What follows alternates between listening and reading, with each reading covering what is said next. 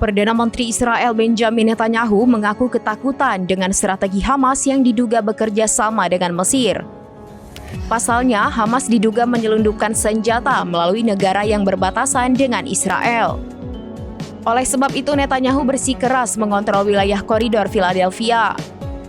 Dikutip dari Hindustan Times, ketakutan itu disampaikan oleh Netanyahu sejak 2 September silam.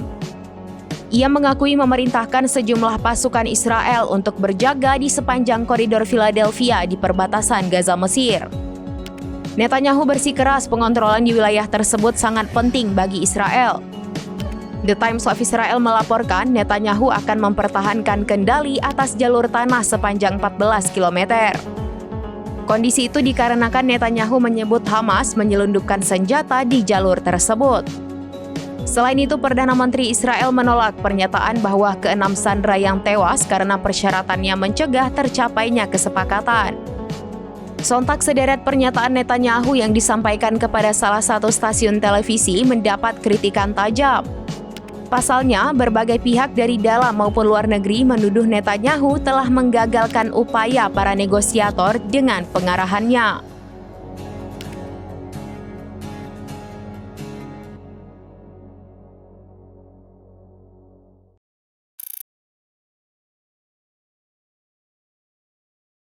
Download Tribun X sekarang, menghadirkan lokal menjadi Indonesia.